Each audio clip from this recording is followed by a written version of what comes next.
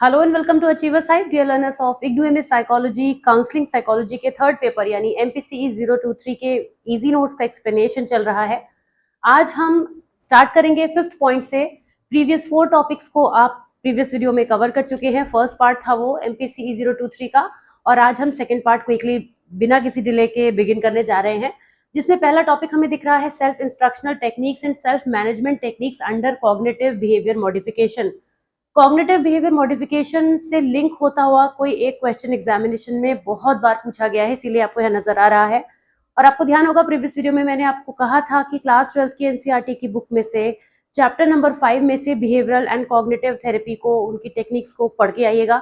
तो I hope आपने उस वीडियो को देखने के बाद उसे जरूर पढ़ा होगा, क्योंकि वहां से आपको एक इंसाइट मिलेगी, तो अब आप यहाँ पे समझ पाएंगे बहुत ज्यादा आसानी से। चलिए शुरुआत करते हैं इस टॉपिक की, which is cognitive behaviour modification encompasses a variety of techniques aimed at altering cognitive processes to influence behavior positively।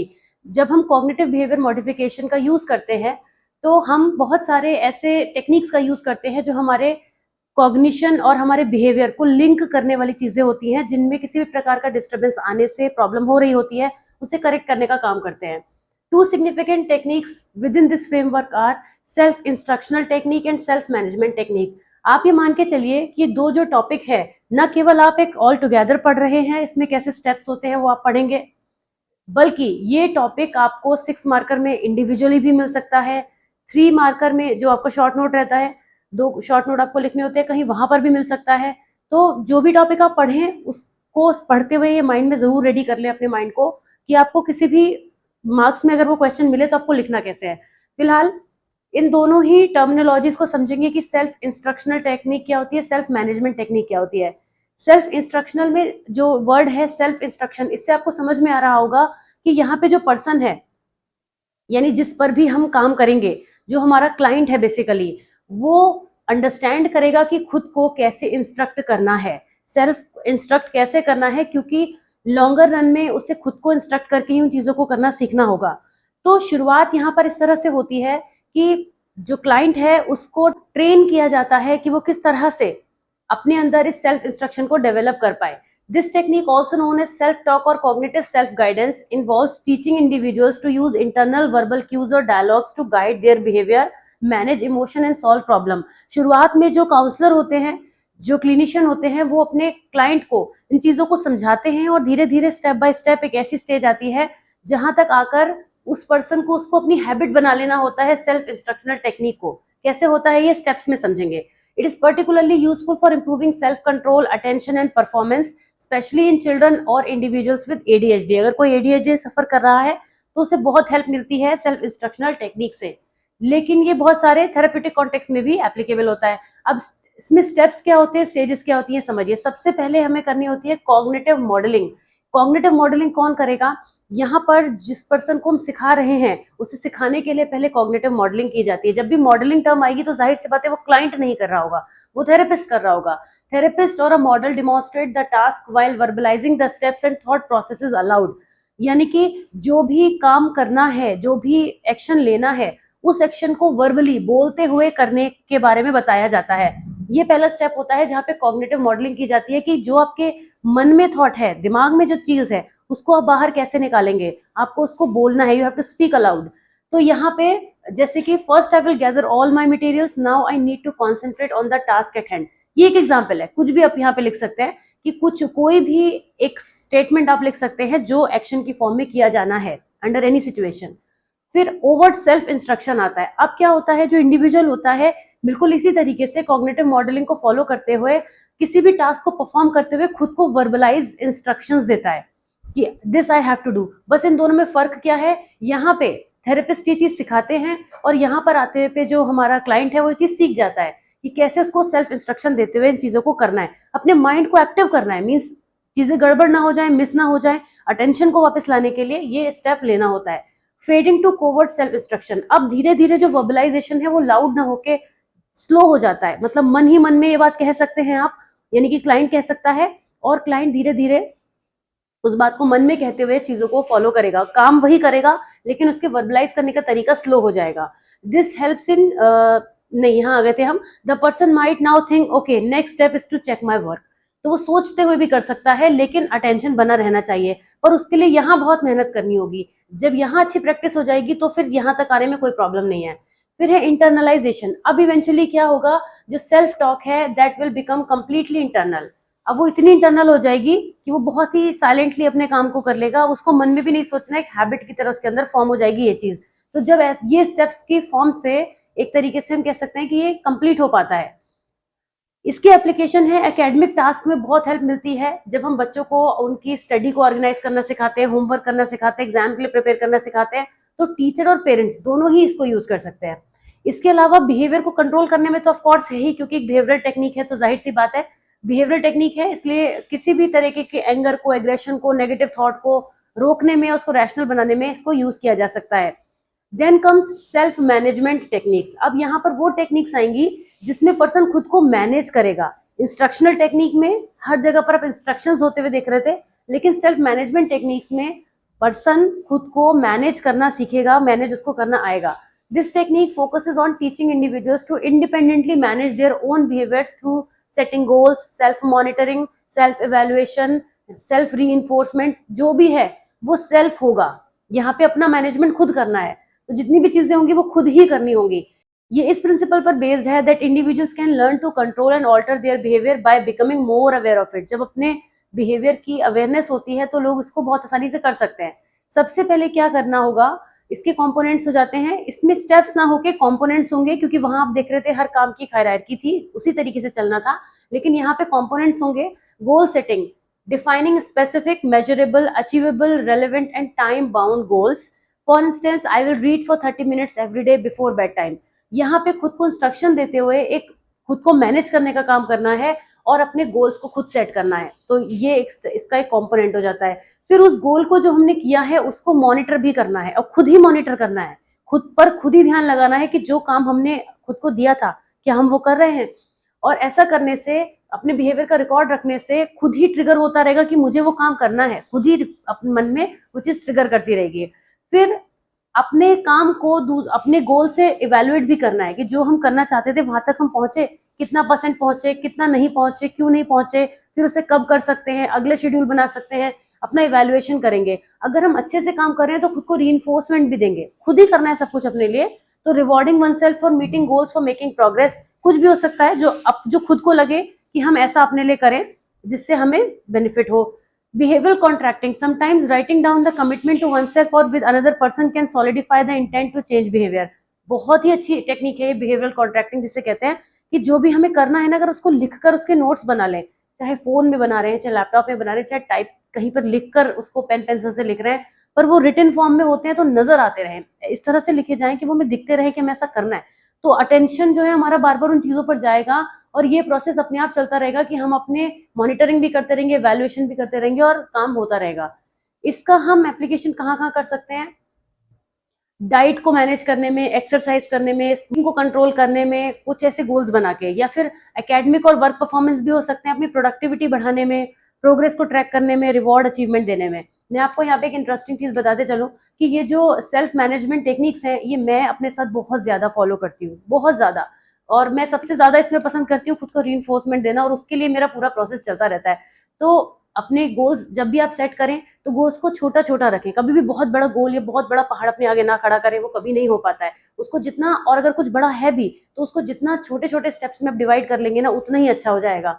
और फिर अपनी मॉनिटरिंग भी खुद होती रहती है, और ये एक बहुत अच्छी टेक्निक है जिससे अपना मैनेजमेंट चलता है और तभी काम हो पाते हैं। ओके, तो हमने देखा कि कैसे कैसे हम इसका एप्लीकेशन कर सकते हैं। तो दोनों ही जो टेक्निक्स हैं वो बहुत इंपॉर्टेंट हैं, बहुत ही ज्यादा बिहेवियर को कहना चाहिए मॉडिफाई करने के लिए भी काम आ सकती हैं, कंट्रोल करने के लिए भी काम आ सकती हैं। हर तरीके से हम पर डिपेंड करेगा कि हम उसका यूज कितना पॉजिटिवली कर पा रहे हैं। ओके, तो ये इसका फिनिशिंग हम यहाँ पे कर देते हैं। अब एक टॉपिक है, ये एक टॉपिक है कहना गलत लग रहा है, इसको देख के आप खुद ही देखिए, इसके अंदर बहुत सारी चीजें हैं, लेकिन छोटा छोटा ही है क्योंकि पूछा इस तरीके से गया है। ग्रुप गाइडेंस क्या है, ग्रुप काउंसलिंग क्या है, ग्रुप थेरेपी क्या है।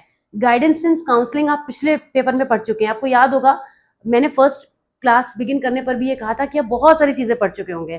तो अच्छी बात यह है कि जो पहले आप पढ़ चुके हैं उससे हम कनेक्ट कर पाएंगे, और group guidance, group counselling, group therapy को समझने के बाद हम ग्रुप की कैरेक्टरिस्टिक्स को भी समझेंगे और किस तरह के ग्रुप्स हम काउंसलिंग में होते हैं उनको भी समझेंगे। तो कुल मिला के यहाँ पे हमें टोटल 5 टॉपिक्स दिख रहे हैं। भले ही आपको नजर भी आ रहा है कि छोटे छोटे हमने इसको पार्ट में डिवाइड किया है, क्योंकि एक तरीके से इकट्ठा ये पूछा गया है। Group guidance, this is more educational and preventive in nature, focusing on providing information, teaching skills or career guidance to group. It is less about therapy and more about structured advice or orientation. जब आप इग्नू में admission लेते हैं तो कुछ orientation programme आपके study centre की तरफ से होते हैं, अगर होते हैं तो, नहीं होते हैं तो अलग बात है। तो वो एक ग्रुप गाइडेंस का एग्जाम्पल है, उसमें आप कई स्टूडेंट्स को एक साथ बुलाया जाता है और सिलेबस के बारे में बताया जाता है। तो ये ग्रुप गाइडेंस का ही तरीका हो गया, जिसमें हम कोई इंफॉर्मेशन सेमिनार के थ्रू, किसी एक प्रोग्राम रख लिया उसके थ्रू, 2 वे भी हो सकता है, इस तरीके से बस गाइडेंस देते हैं। एक नॉलेज शेयर करने का तरीका होता है इन अ ग्रुप, तो वो ग्रुप गाइडेंस हो गया। अब group counselling, this involves a more therapeutic approach where members share common issues और goals, but the focus is on learning from one another, developing social skills और एड्रेसिंग पर्सनल कंसर्न्स। अब आप ही का group है जिसको शुरू में गाइडेंस मिली थी, मान लेते हैं कि आपने इंटर्नशिप के बाद, एक एग्जाम्पल ले रही हूँ, किसी भी फेज का ले सकते हैं, आप मान लेते हैं आप सभी स्टूडेंट ने अलग अलग जगह से इंटर्नशिप करी, क्या क्या सीखा, उस पर हमने एक काइंड ऑफ मीटिंग रख दी।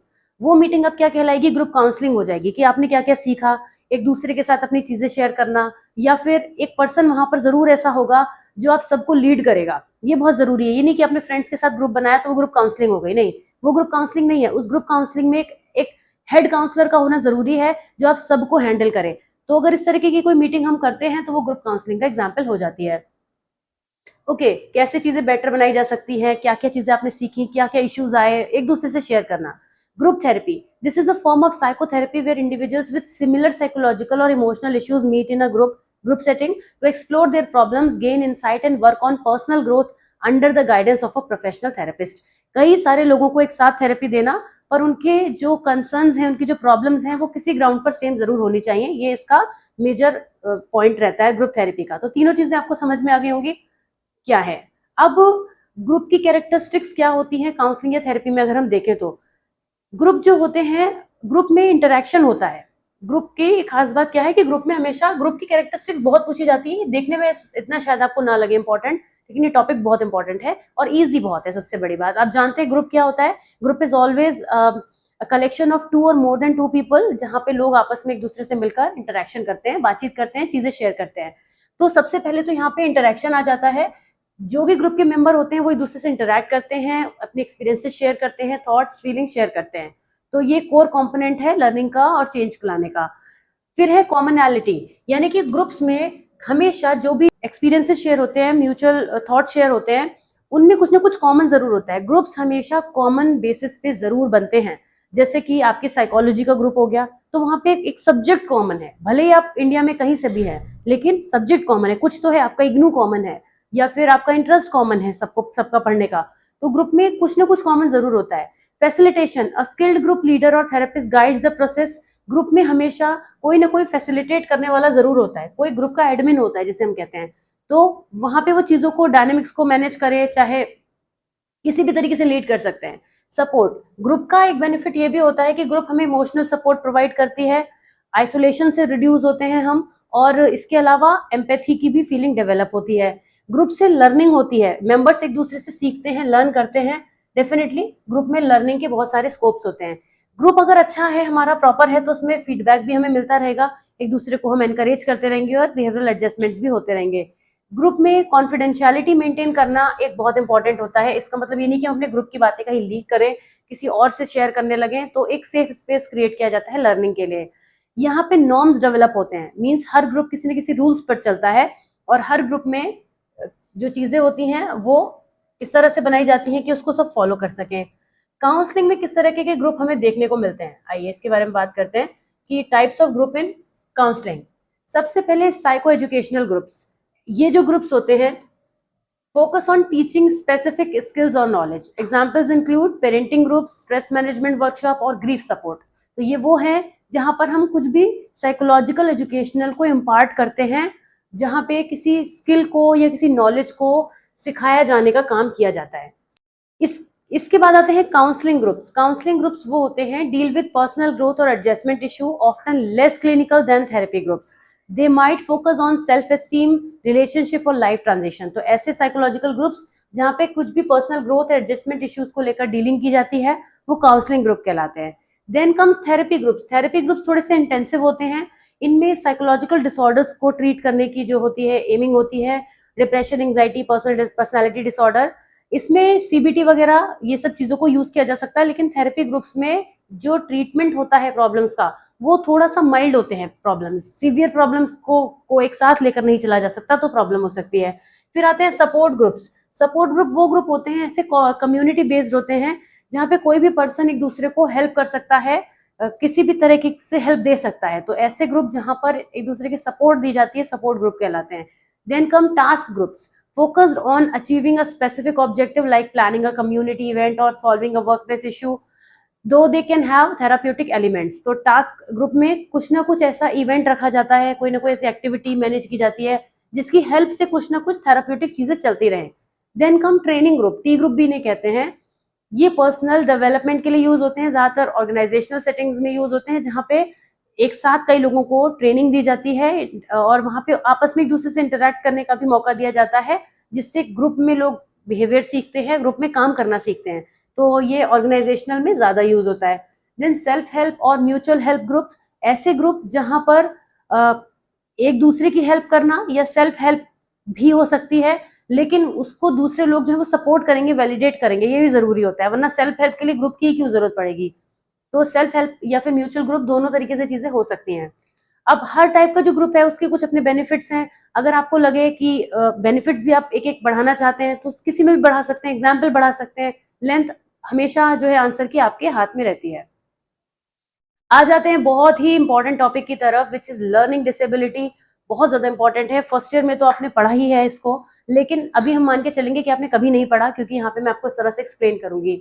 लर्निंग डिसेबिलिटी बच्चों से रिलेटेड है। जो टीचर्स हैं, आप में से पढ़ने वाले बहुत आसानी से रिलेट कर पाएंगे कि कैसे बच्चों में लर्निंग डिसेबिलिटी देखने को मिलती है। Learning disabilities refer to a group of neuro developmental disorder that affect the brain's ability to process, understand and retain information. ये लाइन बहुत इंपॉर्टेंट है कि जो लर्निंग डिसेबिलिटी होती है उसमें क्या होता है, एक ऐसा डिसऑर्डर है ये जो ब्रेन की उस एबिलिटी को ही स्टॉप कर देती है, जिससे प्रोसेसिंग होती है, कोई बच्चा समझ सकता है या फिर इंफॉर्मेशन को स्टोर कर सकता है। जिन बच्चों के साथ में लर्निंग डिसेबिलिटी होती है उनको ज्यादातर हम स्पेसिफिक एकेडमिक एरियाज में रीडिंग, राइटिंग एंड मैथमेटिक्स, तीन मेजर ब्रांच होती हैं, रीडिंग, राइटिंग एंड मैथमेटिक्स, इन तीन एरियाज में उनके अंदर हम डेफिशिएंसी देखते हैं एकेडमिक लेवल पर। डिस्पाइट हैविंग एवरेज और above average intelligence, these challenges are not due to lack of effort, poor teaching और other external factor but stem from differences in how the brain processes information। जो brain related issues होते हैं उसकी वजह से learning disability arise होती है। Learning disability के जो टाइप हैं वो भी उन्हीं तीन पर बेस्ड हैं जो अभी हमने पढ़ा, बेस्ड ऑन कि किस किस तरीके से होती है।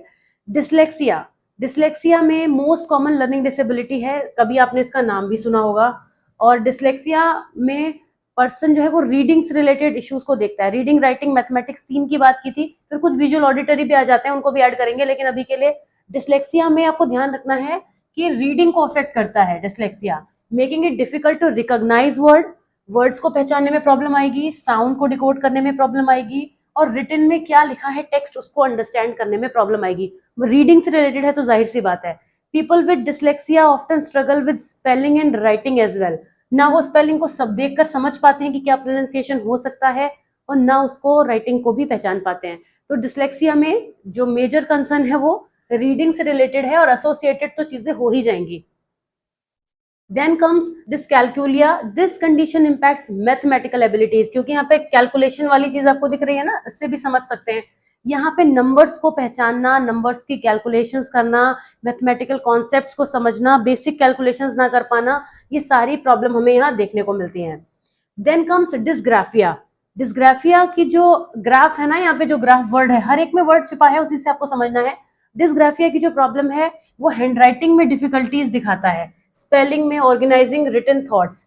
यहाँ जैसे आपने कई बच्चों को देखा होगा कि जब उनको बॉय लिखना होता है तो वो डॉय लिख देते हैं, है ना, और जब डॉग लिखना होता है तो बॉग लिख देते हैं। तो ये प्रॉब्लम क्यों होती है, डिसग्राफिया उनके अंदर देखने को मिलता है। This disorder can make it challenging to express ideas in writing, तो वो अपनी बात को सही से लिख नहीं पाते और उन्हें प्रॉब्लम होती है। इसके अलावा auditory and visual processing disorder भी होते हैं, जहाँ पे साउंड को प्रोसेस ना कर पाना, मतलब जब साउंड को प्रोसेस नहीं कर पाएगा तो ना समझ पाएंगे ना लिख पाएंगे, तो ऑटोमेटिकली जो ऊपर के 3 है उनसे कनेक्शन बन जाएगा। तो ऑडिटरी और विजुअल प्रोसेसिंग डिसऑर्डर भी इसके अंदर आते हैं, और जनरली ये तो इन तीनों का ही एक पार्ट होते ही होते हैं, तो भले ही अलग से हमने लिखा है लेकिन इसके अंदर ही आते हैं। मेजर जो है वो 3 ही होते हैं। साइन एंड सिम्टम्स क्या होंगे, आपने पढ़ ही लिया, जो 3 टाइप के हमने पढ़े, तो जाहिर सी बात है रीडिंग, राइटिंग और मैथ्स प्रॉब्लम सॉल्व करने में प्रॉब्लम होना। उसके बाद स्लो प्रोग्रेस देखने को मिलेगी, एकेडमिक स्किल्स को एक्वायर करने में बहुत ज्यादा प्रॉब्लम होगी, कुछ भी याद रख पाने में प्रॉब्लम होगी, ऑर्गेनाइज करने में प्रॉब्लम होगी और कॉन्सेंट्रेट करने में भी प्रॉब्लम होगी। फिर इंस्ट्रक्शंस को फॉलो करना प्रॉब्लमेटिक लगेगा, थॉट्स को क्लियरली एक्सप्रेस करना प्रॉब्लमेटिक लगेगा। इसके अलावा आप साइन एंड सिम्टम्स और भी बढ़ा सकते हैं। आपने देखा बहुत सारी प्रॉब्लम्स हमें वहां दिख रही थी। लर्निंग डिसेबिलिटी की कैरेक्टरिस्टिक्स की बात करें कि कैसे हम इसको पहचान पाते हैं, learning disabilities are neuro developmental disorder. ये तो पता ही है आपको, नहीं भी पता है तो समझ लीजिए। न्यूरो डेवलपमेंटल का मतलब हो गया, तो न्यूरो से रिलेटेड हो गया, प्रॉब्लम रहती है ब्रेन से रिलेटेड। दूसरा, ये डेवलपमेंटल फेज में देखने को मिलता है, तो न्यूरो डेवलपमेंटल का ये मतलब हो गया, ये ब्रेन की एबिलिटी को अफेक्ट करता है। पहले बात कर चुके हैं, रिसीव, प्रोसेस, स्टोर, रेस्पॉन्ड, बाकी सब कुछ।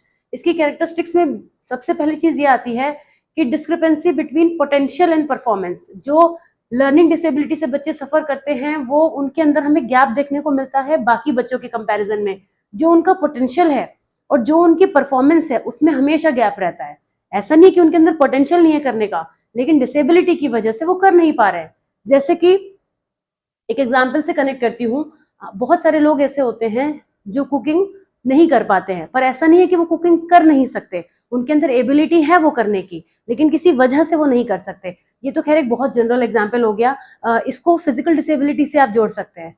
जो फिजिकल डिसेबिलिटी से पर्सन सफर करता है, वो ऐसा नहीं है कि वो कोई दूसरा काम कर नहीं सकता, लेकिन अपनी डिसेबिलिटी की वजह से नहीं कर सकता। जैसे अगर कोई, मान लीजिए किसी के लेग में कोई इशू है, वो दौड़ नहीं सकता, राइट, वो दौड़ ही नहीं पाएगा, पर उस ऐसा नहीं कि उसके अंदर डिजायर नहीं है वो करने की, तो वो अगर वो उसके संग चीजें सॉर्टेड होती तो उसका पोटेंशियल बहुत हाई होता। तो इसी वजह से पोटेंशियल और परफॉर्मेंस में हमें डिस्क्रिपेंसी देखने को मिलती है।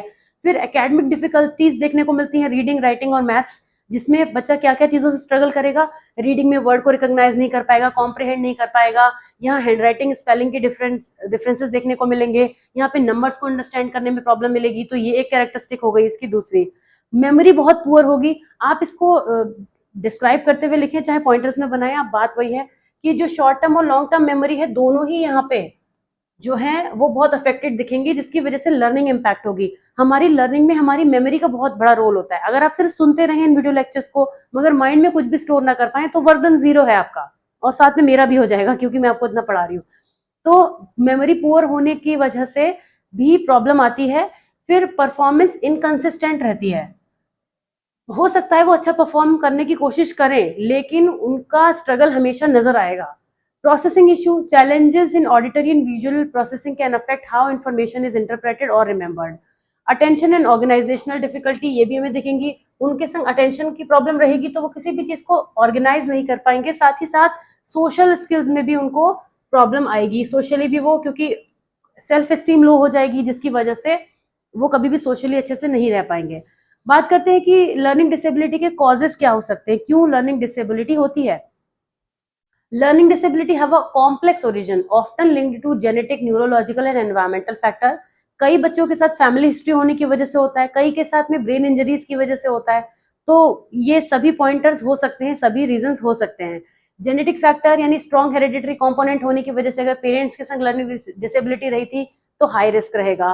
न्यूरोबायोलॉजिकल डिफरेंस, अगर ब्रेन के स्ट्रक्चर में कोई इशू है तो उससे रिस्पॉन्सिबल जो भी एरियाज हैं, मतलब अगर मेमोरी के लिए हिप्पोकैम्पस है, वहां कोई प्रॉब्लम है तो मेमोराइज करने में प्रॉब्लम आएगी। तो एसोसिएटेड एरियाज की वजह से एसोसिएटिव कॉग्निटिव स्किल्स में फर्क दिखेगा। पेरेंटल एंड नियोनेटल फैक्टर भी हो सकते हैं। बहुत ज्यादा प्रेगनेंसी की ड्यूरेशन में या प्री मेच्योर बर्थ होने की वजह से कोई भी कॉम्प्लेक्शंस अगर उस टाइम पर आते हैं तो इसकी प्रॉब्लम रहती है। उसके बाद इन्वायरमेंटल इन्फ्लुएंस होते हैं कि अगर बच्चे ने कुछ ऐसा ट्रॉमा, क्रॉनिक स्ट्रेस देखा है तो भी उसके संग इशू हो सकते हैं। मेडिकल कंडीशंस भी हो सकती है, कई बार मेडिकल प्रॉब्लम क्रिएट कर देते हैं। मेडिसिन जो होती हैं उनका इम्पैक्ट अगर एडवर्स हो जाए, चाहे वो प्रेगनेंसी के टाइम पर हो चाहे पोस्ट बर्थ हो, तब भी प्रॉब्लम हो सकती है। लर्निंग डिसेबिलिटी के कैजुअल फैक्टर्स की बात करें तो इन्हीं पॉइंट्स को थोड़ा डिटेल किया गया है कि जेनेटिक फैक्टर है, इन्हीं पॉइंट्स को हमने और डिटेलिंग करी है, जिससे कि आप बढ़ा के लिखना चाहें तो लिख दें। बिल्कुल वही सेम पॉइंटर्स हैं, लेकिन आपको उसको थोड़ा सा इंक्रीज करना है, 1-2 पॉइंट्स बढ़ा दिए, न्यूट्रिशन और एजुकेशनल एक्सपीरियंस। ओके, आप उसी पॉइंटर को इंक्रीज कर सकते हैं लेंथ के हिसाब से। अब लर्निंग डिसेबिलिटी वाले बच्चों को कैसे हेल्प की जा सकती है, क्या क्या उनके लिए ट्रीटमेंट प्लान हो सकता है। बेसिकली इसको आप ट्रीटमेंट प्लान का नाम दे सकते हैं कि क्या क्या मेथड्स हैं जिनकी हेल्प से लर्निंग डिसेबिलिटी वाले बच्चों को हेल्प मिलेगी। तो सबसे पहले तो उनके लिए इंडिविजुअलाइज्ड एजुकेशनल प्लान बनाए जाएं, क्योंकि हर बच्चे की अपनी एक नीड होती है। अगर वो नहीं कर पा रहा है चीजों को, तो उसके लिए ऐसे इंडिविजुअल प्लान्स बनाए जाएं जो उसी के लिए बनाए जाएं, कि वो उस टाइम फ्रेम में उसी पर ध्यान देना है। ऐसे बच्चे बेटर कर पाते हैं। फिर स्ट्रक्चर्ड एनवायरनमेंट, कंसिस्टेंट रूटीन बनाया जाए, उनको लर्निंग के लिए स्पेस दिया जाए, उनके कंफ्यूजन को दूर करने के लिए वर्क किया जाए। Assistive technology, tools like text to speech, speech to text और apps that help with organisation and reminders can be invaluable. ऐसी कुछ टेक्नोलॉजी का यूज किया भी जाता है जिसकी हेल्प से बच्चों को लर्निंग डिसेबिलिटी से बाहर आने में हेल्प मिलती है। Direct instructions, explicit teaching methods where concepts are broken down into small manageable steps. ये तो अभी हम अपने लिए भी बात कर रहे थे कि कभी भी कोई बड़ा गोल सेट नहीं करना चाहिए। उसी तरीके से अगर बच्चों को स्मॉल स्टेप्स में चीजों को कराया जाएगा तो वो कवर कर पाएंगे।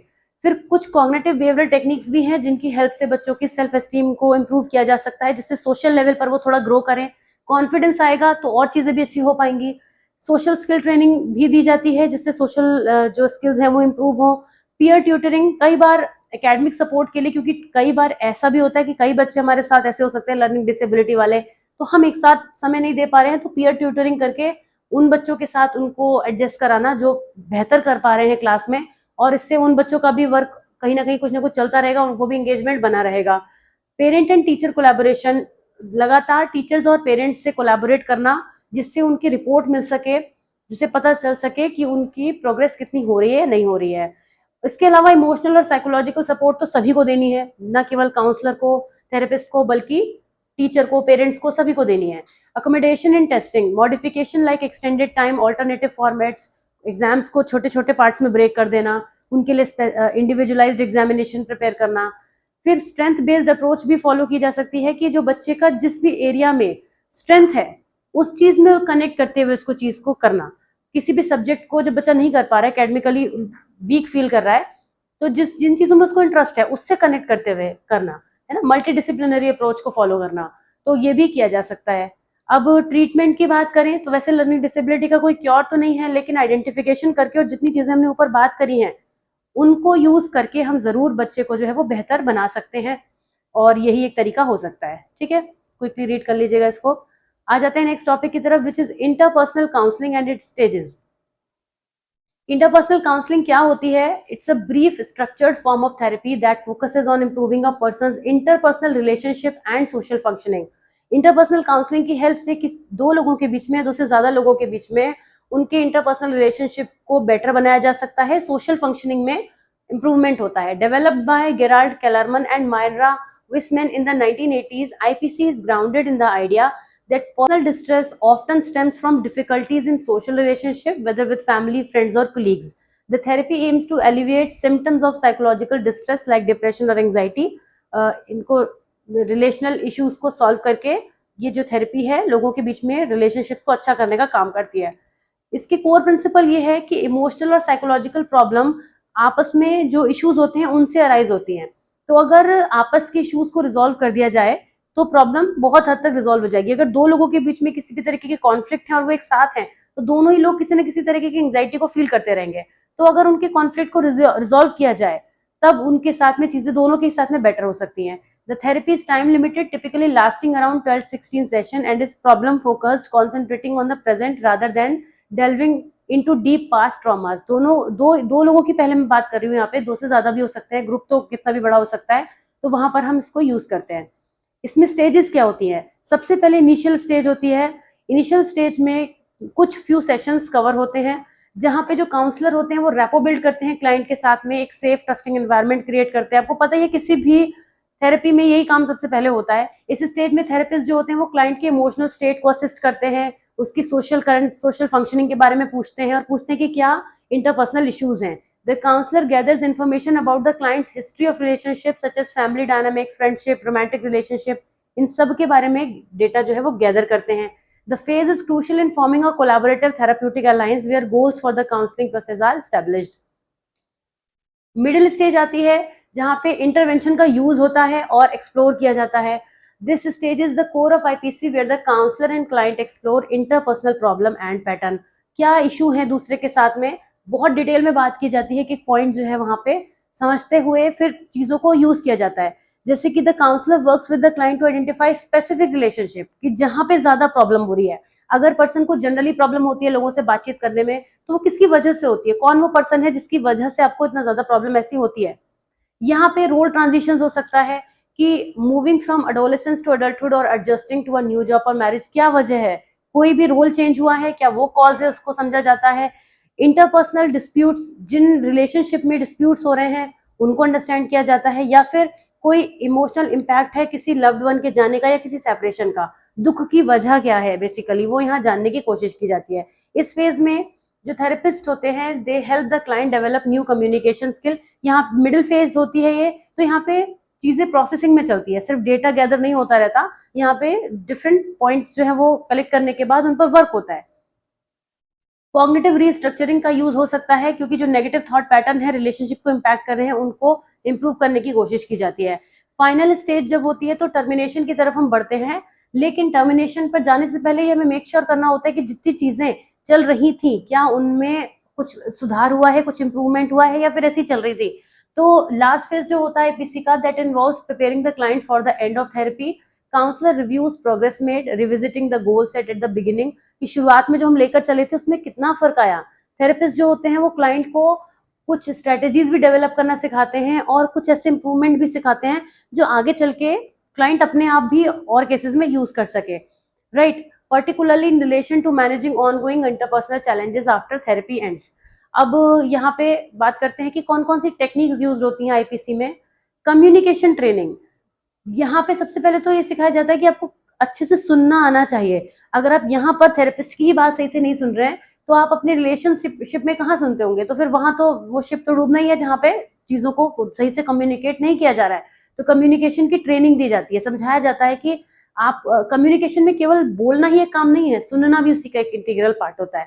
देन रोल प्ले, आप ये सोच के देखिए कि अगर आप उस सिचुएशन में होंगे, जिस पर्सन की वजह से आप परेशान है वो किस सिचुएशन में है, आप उसकी सिचुएशन में जाके देखिए, तब आप रिवर्स रोल करेंगे तब कैसा आपको लगेगा. ये ऐसे सोशल इंटरेक्शंस की प्रैक्टिस करवाना, कॉन्वर्सेशन की प्रैक्टिस कराना जहां पे आप उन सिचुएशंस में हो सकते हैं या उन सिचुएशन में जाने से आपको डर लगता है. कॉग्निटिव रीस्ट्रक्चरिंग, इरेशनल थॉट और बिहेवियर को प्रॉपर थॉट्स के संग एक्सचेंज करने की कोशिश करना और प्रॉब्लम सॉल्विंग स्किल्स डेवलप करना.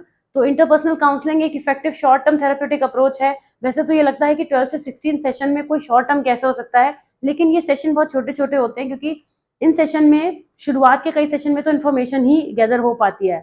ओके, तो इंटरपर्सनल इश्यूज को रिजॉल्व करने का ये एक अच्छा तरीका हो सकता है, लेकिन यहाँ पर एक इश्यूज का बहुत बड़ा यही है कि हम अगर ये सिंगल पर्सन पर वर्क कर रहे हैं तो फिर अगर वो उसी एनवायरनमेंट में जाएगा तो दूसरे पर्सन पर अगर वर्क नहीं हुआ है तो चीजें लौट कर आती रहती हैं.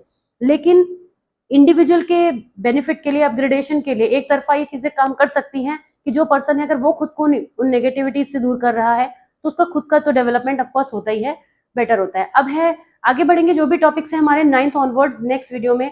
ये था आज का वीडियो, कैसा लगा आपको जरूर बताइएगा. कोई डाउट, कोई कमेंट्स है तो ड्रॉप कीजिएगा कमेंट्स में. मैं मिलती हूँ आपसे नेक्स्ट वीडियो में. Till then take very good care of yourself. See you super soon. Bye bye.